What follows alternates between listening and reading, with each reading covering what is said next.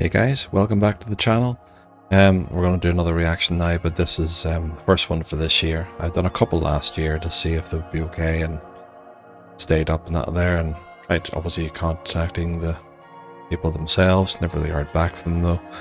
But let's see. Anyway, this one is from it's 3 creepy supermarket horror stories. So this one is narrated by Mr. Nightmare, so full credit to him and to those individuals who have obviously put the stories in for him to narrate. Done really well, of course. I like so many of them. I've read and looked at so many different ones. There's so many different people out there who are doing the same thing, putting on the good kind of voice and telling the story. But yeah, I mean, there's a lot of them, and there's a lot of good stories out there, to be fair. So without further ado, let's just get into it. Like and subscribe if you enjoy the content. Let's react together.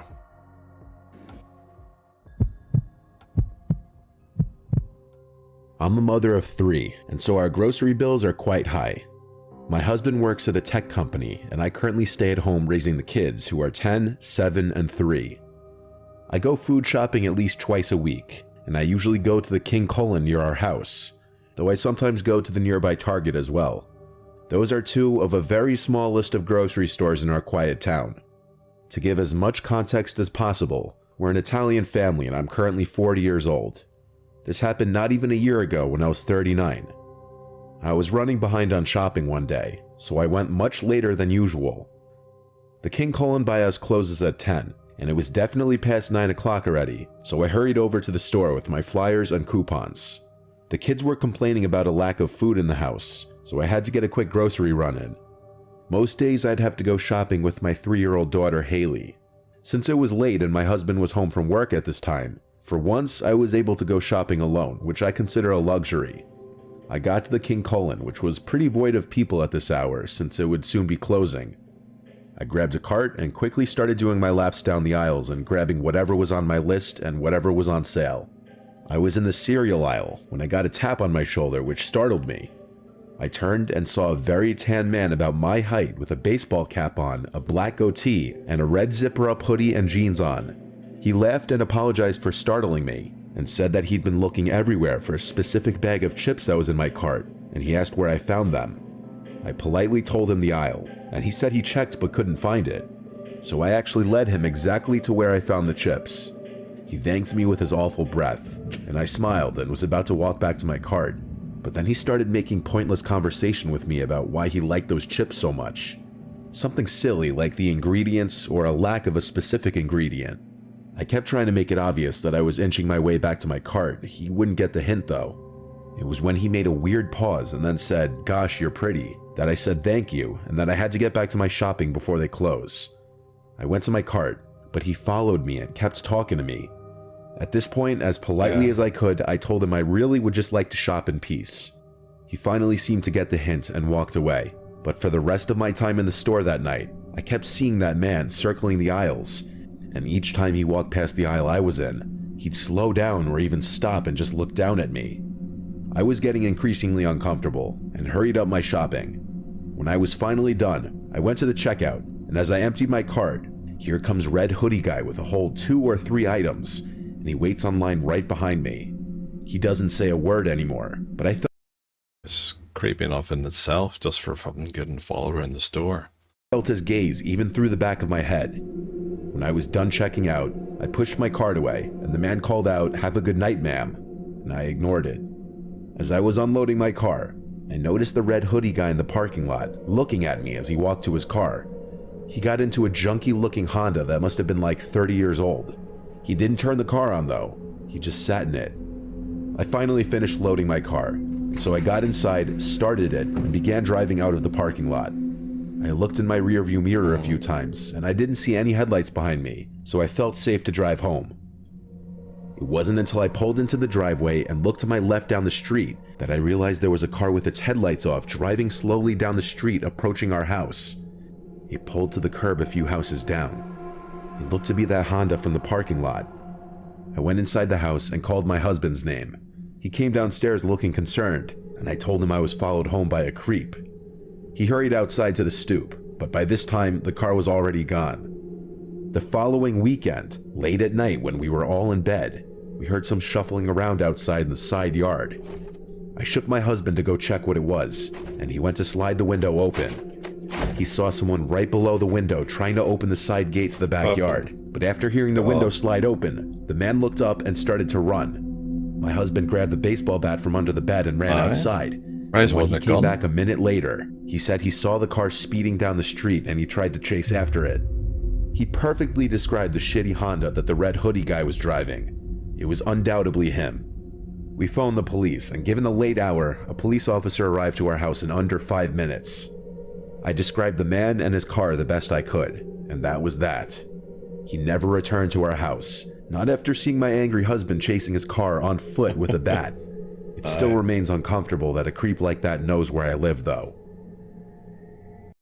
Means you could also tell him to go back to the store and look at the CCTV footage from when he was following you around, as well as the footage of the car park, perhaps, if they have a camera facing the cars.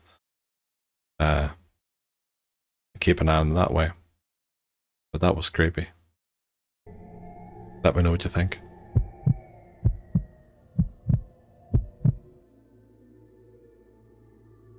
When I was in college, I worked at Wallbaum's. The one I worked at was a 24-hour one, so a couple unfortunate people would always be stuck working that awful shift. I thought since I was 20 and in college that my boss would never put me on an overnight shift. But unfortunately, I guess when she asked my school schedule and I told her I was off Mondays and Wednesdays, she saw me as a perfect sucker to stick on the overnight shift occasionally moving forward. One day I saw that I was scheduled for a Tuesday night from 12 a.m. to 8 a.m. I had to triple check the schedule to make sure that that was right. I felt sick seeing that, and when I asked my supervisor why I was put on the overnight shift, he told me if I'm over 18, I don't really have a choice. I considered quitting, but I needed the job and money, so I just sucked it up and decided I'd do it this one time and then tell my boss I can't do it ever again because I have to study for school. So I arrived at the store at 12 o'clock and relieved my coworker Amanda. Half the lights in the store were out at this hour to save on electricity. There were a surprising amount of customers in the store when I got there. I guess more people than I expected would do quick midnight shopping runs. Past 1 a.m. though, Quieter, the place was completely dead. Or they can't sleep. Maybe 3 customers in the entire hour. As it got later in the night, there were less and less customers. It was past 2 a.m. by this point. I was as bored as humanly possible, and there hadn't been a customer in over an hour. I wondered if there were any other employees in the building. There had to be, I figured. They couldn't have a lone 20-year-old running the whole place by himself. Exactly. There was some bald guy who looked like he could be a manager that kept passing by the front registers every few minutes. He had a key ring attached to his khakis with like 10 keys on it, and he was holding a small backpack type bag in his hand. So I said, "Excuse me, are you the manager?" And he came over and asked if it was my first day on the job, to which I said it was my first night shift. He shook my hand without giving me his name, and asked me if I could go to the back warehouse of the store and organize the pallets. He said he'd watch the front. I didn't exactly know what that meant, but I'd figure it out. I walked towards the back of the store, and as I did, I saw him doing something to the entrance door of the store, like he was reaching for some switch on the side of it, as if he were locking it. I made my way into the back warehouse, where I saw a tall man who looked like he were 30, wearing a manager's vest that said Wallbaum's. He saw my apron and introduced himself as Rob, the night manager. I said, "Oh, I thought the guy in the front was the night manager." And he looked puzzled and said, "Who?" When I described that man from before, he asked me to show him who I was talking about because he was the only manager on duty. We didn't even make it out of the warehouse before all the lights in the store turned off. Rob told me to wait in the warehouse while he checks out what's going on. I watched as he walked through the warehouse doors into the darkness of the store, with the only light out there being from the lights of the dairy coolers that were still on. I sat on a box on a pallet and was on my phone trying to text any of my friends who could have been awake about what was happening, when I heard a door from inside the warehouse opening. It was on the other side of the warehouse, separated by the freezer and dairy fridge. There were 2 ways in and out of the warehouse back into the store. I still sat there, now with my ears perked up, listening for any sounds, when I heard quiet, slow footsteps getting closer, followed by a voice saying, "Hey kid, you in here?" But it wasn't Rob's voice. It was that bald guy's voice. I hurried out the warehouse doors into the store, but quietly. I jogged to the front of the store looking for Rob, but I couldn't find him. I called out his name, nothing. I grabbed my jacket and tried to open the exit door, but it wouldn't open automatically. So I tried to physically open it, but it was locked.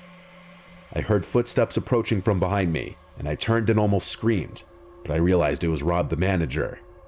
He flicked some lever or something on the top right of the door and unlocked it, and he said in a panicked whisper to hurry and get outside. He followed behind me. We left the store and he got right on the phone with the police, and I heard his whole conversation. He said he believed an armed man locked himself into the wall bounce and was probably trying to rob the place. I told him to tell the police that I think he was coming to harm me in the warehouse, which he relayed to the operator.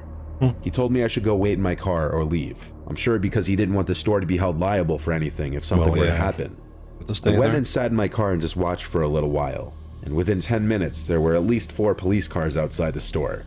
They all went inside for a while, and I didn't see whatever was going on, so I left. I didn't quit after that though. The next time I went into work, I was told all about what happened by my supervisor. The security footage showed that bald man circling the place, acting suspicious, checking if the coast were clear to do whatever he was planning to do after locking the doors. He cut the lights in the store, and the cameras showed him going straight to the warehouse where he told me to go. That's the scariest part to me, because if he were armed and robbing the place, he could have been on his way to put a gun to my head or something. The camera showed him leaving through the emergency exit in the warehouse way before the police arrived. In the end, I never worked an overnight shift again after talking to my boss, and I stayed at that job for another few months. I'm not sure if that man was ever identified.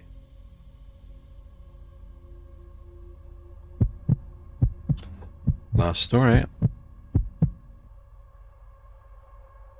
I used to work as a night restock worker at a supermarket in a somewhat rural town. The store was called Great American. It was the biggest and best supermarket in the area. My shift would be as soon as the store would close at 10. I'd work from 10 p.m. to 3 a.m. the latest, restocking the shelves and organizing everything before the next operating day. I of course had the keys to the store for the after hours. It would be a team of 2, myself and one other, either Terry, Carter, or Alfonso. Tonight I was supposed to be working with Terry. I arrived to the store and let myself into the back where all the inventory yet to be stocked was.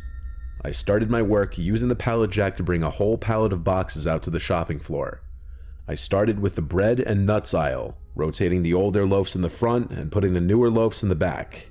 Halfway through, I realized I hadn't seen Terry yet.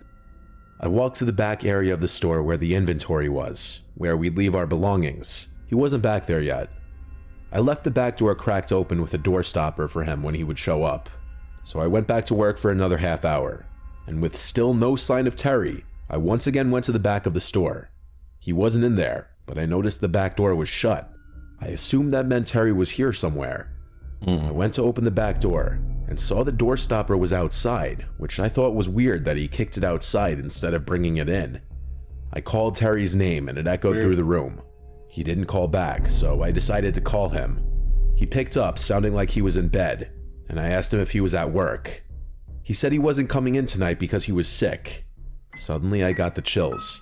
I told him someone kicked the door stopper off the door, and he said it could have just come undone itself. Nobody else was scheduled to work that night. I told him feel better, and we hung up. I wasn't sure if I was convinced that the door stopper came undone itself, because I kicked it under the door pretty tightly. I did a quick look around just to make sure no one was in the back of the store, and when I didn't see anyone, I went back to work, though I felt a slight sense of unease the whole time. I was stocking the remainder of the bread when I heard a loud sound echo from across the shopping floor. Okay, now someone had to be in here. I got off my knees and went to the middle aisle that intersected all the other aisles. I looked straight down the aisle and stood there for a hot second, and all the way on the opposite side of the store in the dairy aisle, a man dressed in black walked past the middle aisle, looking down in my direction. I felt my heart drop. It felt like that scene from the movie Signs where the alien walks past the birthday party. I had to think logically, that maybe this was someone else filling in for Terry's shift that our boss didn't tell me about. I started to speed walk down the center aisle and yelled "excuse me" very loudly. I looked to the left down every aisle I passed since he went towards the front of the store. In one of those aisles, he was waiting at the end of it, standing there fully facing my direction. When he saw me, he walked out of sight in the direction I was just coming from. I yelled "excuse me" again and started to run down that aisle to catch up to him. I didn't get a good look at his face yet. When I got to the front of the aisle by the cash registers, I looked down the direction he went, and I saw him all the way at the end by the bread aisle. Half his body was hidden behind the shelf. His mouth was hanging open, and he started to wave me over, but he didn't say anything. His face was freaking me out. I attempted one more time to speak to him and said, "Who are you?" And he disappeared behind the shelf. I wasn't being paid enough for this. I went outside to sit in my car and call my boss. He picked up and I told him there was some random freak roaming around the store. He told me to get him out of there if I can, or call the police to get him out.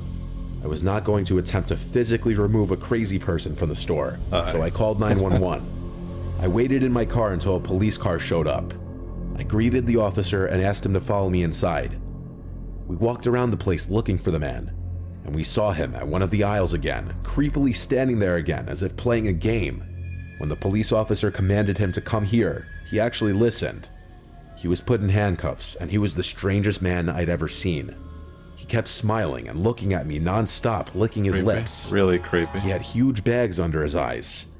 The only words he spoke were when answering the police officer, saying he was looking for a snack. Yeah, of course he was. I didn't like the way he was looking at me as the police officer was walking him back outside to his car. It was this menacing, threatening smile that I haven't forgotten to this day. Alright. I continued my... That's 3 stories. They were really creepy though. I mean, I've never worked in a supermarket to that extent, that big, but I have worked in retail. And yeah, you do get some kind of creepy customers and weird ones, and but I think that's why at night you kind of get the weirdos at times coming out, don't you? But especially in America or somewhere like that, where they're gun happy or knife happy as well, like you'd worry, you'd be very worried about some people. The rest are fine. You always get a few people that are just, shouldn't be left alone, put it that way. But anyway, there we are. So if you do like, if you like that, let me know. Full credit to obviously the people who put the stories in, and for Mr. Nightmare for narrating them. So head across and give him some love, and I'll see you in the next one. Take care, guys. Bye.